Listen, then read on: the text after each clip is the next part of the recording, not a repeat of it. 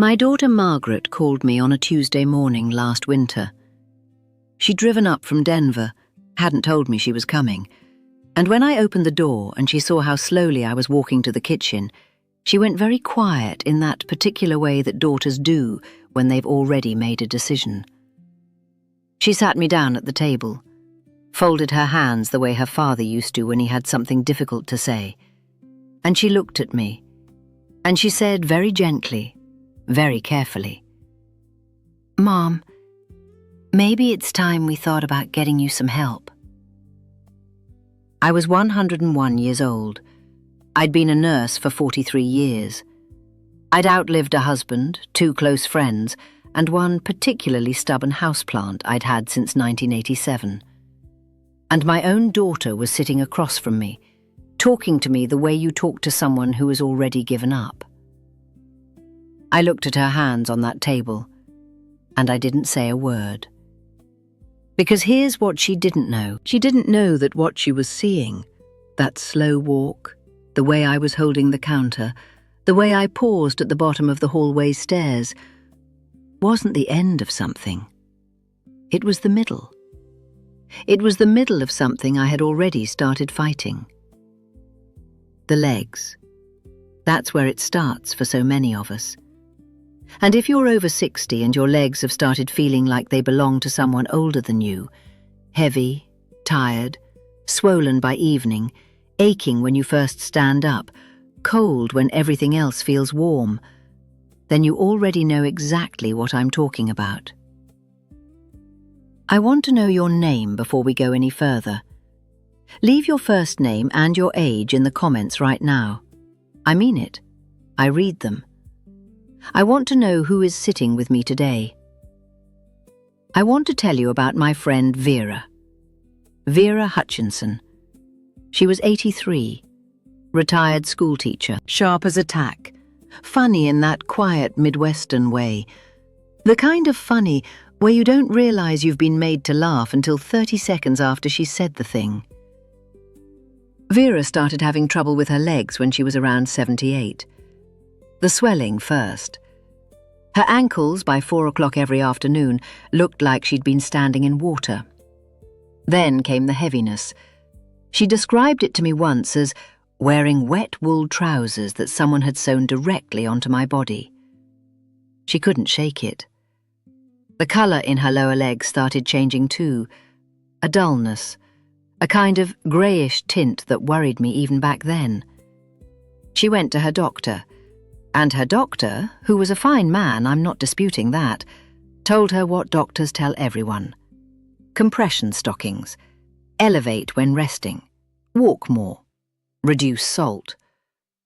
Vera did all of it. She bought the compression stockings, 3 pairs, wore them faithfully. She elevated her legs every afternoon on a pillow. She cut out the salt shaker entirely, which genuinely broke her heart, because Vera believed that potatoes without salt were barely worth the boiling. She walked. Every morning around her block, shorter and shorter as the months went on, but she walked. And the stockings helped some, while they were on.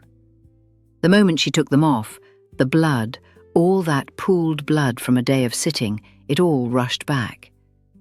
By morning her ankles were right where they'd been the night before. The elevation gave her 20 minutes of relief. The walking tired her out before it ever really moved anything.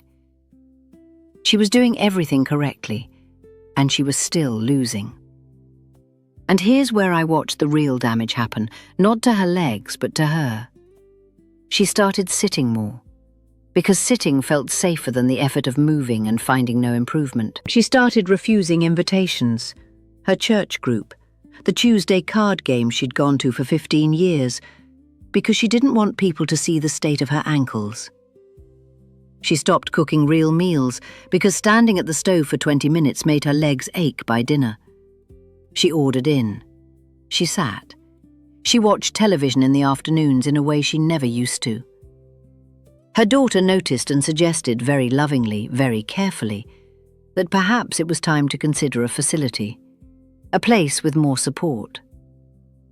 Vera cried about it alone for 3 days before telling me. She felt like she was being archived, like she was being filed away somewhere she wouldn't have to be anyone's problem. She moved into that place 8 months later. By the time I visited her that first year, she had stopped arguing about anything. She let the aides choose her meals. She went to bed when they suggested it.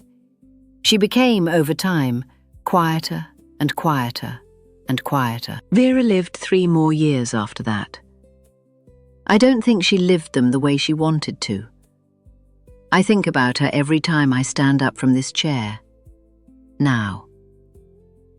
The thing that almost nobody tells you, and I say this as someone who spent 40 years in medicine watching it happen, is that poor circulation in the legs is not simply about the legs.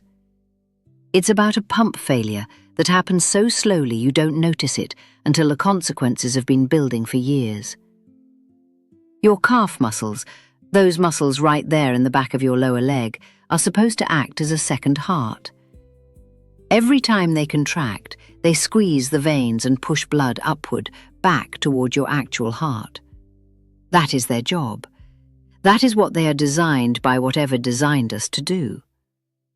When we stop using them, when we sit too long, when we walk less, when the fear of pain makes us more still, those muscles get weaker. And the blood, which has traveled all the way down to your feet, pools there. It sits. It swells. It aches. It makes your skin change color. It makes your feet cold even in warm rooms. It makes you feel at the end of every day like your legs have been used by someone else. I tried everything Vera tried. I want you to know that. I was not smarter than Vera. I tried the compression. I tried the elevation. I tried the careful walking. And I found what she found. Partial relief while the intervention was active, and everything creeping back the moment it stopped. I was furious. I don't know if you can picture a 97-year-old woman being furious, but I was. Because I had spent my entire career watching the medical system do exactly what it was doing to me now.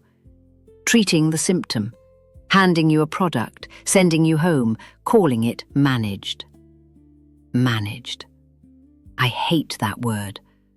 I didn't want to be managed. I wanted to be better. His name was Dr. Raymond Chu.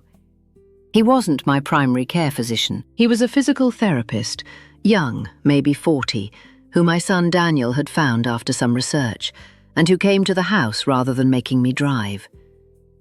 He didn't talk to me the way most younger professionals talk to older patients. He didn't use that particular slow, loud, simplified voice. He sat across from me and he asked me questions, and then he actually waited for the full answer before saying anything. That alone was unusual enough that I remember it. He watched me walk. He asked me to stand on one foot, briefly holding the counter, which I could do, just barely. He pressed along my calves, and then he said something I hadn't heard before. He said, "Your circulation problem isn't really a circulation problem. It's a pump problem. The tissue is fine. The vessels aren't blocked. The pump, the muscle, has gone quiet." And he told me that what I needed wasn't compression or elevation, not primarily. What I needed was to wake the pump back up. He showed me something that morning that I thought seemed almost laughably simple. I thought, there is no way. This can't be the thing. I was wrong. Exercise 1. He called it heel pumping, and I am going to tell you exactly what he showed me, because the way he showed it matters. He had me sit in a straight-back chair, not the soft armchair, the dining room chair, with both feet flat on the floor, back straight but not rigid, hands resting in my lap, and he said, "Just lift your heels, both of them, slowly, as high as they'll go, then lower them back down. That's it." And I did it. And it felt like nothing almost, a tiny thing, a little rock of movement. Again, he said. Slower this time. I did it again. Again, and this time, when your heels are at the top, hold it for 2 full seconds before you lower. By the 10th repetition, I felt something in my calves that I hadn't felt in years. Not pain, a warmth, a deep internal warmth, like a furnace that had been cold for a long time just catching. He told me to do 3 sets of 15 twice a day, morning and evening, seated always, safety first, always. Now here is what the Harvard Medical School has published about this, and I remember it clearly because Raymond wrote it down for me on a notepad. The calf muscle pump, when activated through repetitive heel raises, can return as much as 60 to 80% of the blood pooled in the lower leg back toward the heart within just a few minutes of activity. Not hours, minutes. The mistake most people make, and I made it too before Raymond, is assuming that because the movement is small, it is not doing much. We've been taught all our lives that effort looks like effort, that exercise looks like sweat and strain and exertion. And so when something is this gentle, this quiet, this undramatic, we don't trust it. We stop before it has a chance to work. Do not stop. Do your 15. Hold at the top. Lower slowly. Exercise 2. 3 weeks after Raymond started coming, he introduced something he called ankle circles. This one I did not need a chair for. Well, I still used the chair, but it's simple enough to do lying in bed, which is where I do it now, every single morning before I stand up. Both legs out in front of you if you're in a chair, or flat on your back in bed, legs extended. And you rotate your ankles. Slowly, deliberately, pointing the toes away from you, sweeping them down, pulling them back toward you, rotating the other way. Full circles, 10 in each direction, each foot. It takes less than 4 minutes. Raymond explained it this way. The ankle joint sits right above the point where blood pools most aggressively in the foot. When the ankle moves, it activates the tibial veins, the deep veins running through the lower leg, and creates a mechanical pressure that the heart genuinely cannot produce on its own from that distance. The thing most people do wrong, and I see this described incorrectly in a lot of places, is doing it too fast, like a nervous habit. Fast, anxious ankle circles don't do what slow, intentional circles do. The pressure needs time to build and release in the vessel. Slow it down to a pace where you could count 1 and 2 and 3 through each rotation. I do mine every morning still, at 102, in the 4 minutes between waking and standing. And the difference in how my feet feel when they first touch the floor, it's not subtle. It's not a little bit better. It is categorically different from the mornings when I skipped it. Exercise 3. This one Raymond called a seated march. And this one made me feel the first time I did it almost foolish, because it looks exactly like what a child does when they're impatient at a table. You sit up straight and you lift one knee, just a few inches. You don't need to bring it up high. Hold it for a count of 2. Lower it and lift the other. Back and forth. A slow, seated march. 20 repetitions per leg, 2 sets. What it does. The hip flexor contraction and the thigh muscle activation squeeze the femoral veins, the large veins running through the upper leg, and those are the ones responsible for the longest, most difficult stretch of the return journey back to the heart. Your calves get blood up to the knee, your thighs carry it the rest of the way. The mistake people make here is leaning back into the chair to do it. When you lean back, the hip flexor isn't doing the work properly. The chair back is. Sit forward, an inch or 2 away from the back of the chair. Let your core hold you gently. Let the thigh do its job. Raymond told me this is the one he gives to patients who cannot walk at all. Even if the legs have lost significant strength, the seated march still activates enough of the venous pump to make a measurable difference in circulation. I thought of Vera when he told me that.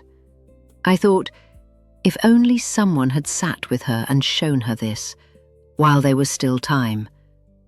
I think about that still.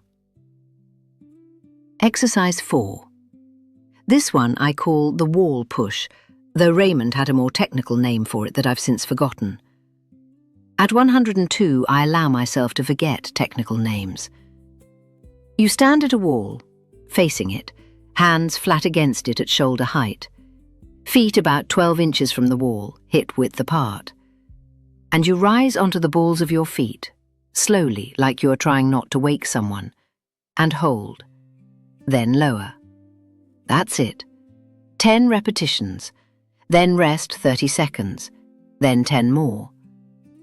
This is a standing version of the heel pump, and it recruits far more of the calf muscle because you're working against gravity and body weight rather than just lifting against air. Raymond introduced this to me 6 weeks in, after the seated version had been waking the muscle back up and rebuilding some of its strength. The wall is not optional. Do not try this without the wall. The wall is the reason this is safe. Your hands are there to balance, not to hold your weight. Keep them light. If you press into the wall, you'll shift the work away from your legs. Think of the wall as a friend standing nearby, rather than a thing you're leaning on. The Mayo Clinic has written about standing calf raises as one of the most effective non-pharmacological interventions for venous insufficiency. I didn't know that when Raymond taught me. I found it out later reading, and I thought, so science got there eventually too. Good for science. Exercise 5, the last one, and the one I believe made the single most difference in those first months, is the simplest to describe and the most difficult to actually remember to do. Raymond called it the 60-minute rule. Every 60 minutes, if you have been sitting, you stand up. You walk to the window or to the kitchen, or simply to another chair and back. 2 minutes. That's all. 2 minutes of walking every hour. The reason this works isn't the walking itself, it's the interruption. Blood begins to pool measurably in the lower legs within 45 minutes of uninterrupted sitting. By 90 minutes, the pooling has activated inflammatory signals in the vessel walls. 2 minutes of walking resets that entire process back to zero. I set a small timer. I have a wind-up kitchen timer that I move from room to room with me. When it goes off, I stand. Margaret thinks it's for cooking. I let her believe that. The mistake, and this is the one that defeats most people before they ever begin, is thinking that one long walk covers you for the rest of the day. It doesn't. A 30-minute morning walk is valuable. It doesn't substitute for movement distributed across the whole day. Your body doesn't store movement the way it stores calories. It only uses what it gets in real time. Real time. Every hour. 2 minutes. Margaret came back in the spring. She watched me walk to the kitchen to put on the kettle, and I didn't hold the counter. I just walked. She didn't say anything for a long moment. Then she said, "Mom, you look different." I said, "I am different." She asked me what I'd done, and I told her about the exercises, and she wrote them down on her phone, and I could see her already mentally filing them away to share with someone. That made me glad. I didn't tell her about the phone call to the woman from church, or the letters, or the 20 minutes at the window each evening. Those things are harder to write down on a phone, but I think they were the bigger half. Thank you for sitting with me today. I'm grateful for my legs which still carry me, for the light that comes through this window every morning, for you, whoever you are, whatever age you wrote in the comments, for being here and for still wanting more from this life, because that wanting is not nothing. That wanting is everything. Your body is not finished with you. Come back whenever you need to. I'll be here. I always am.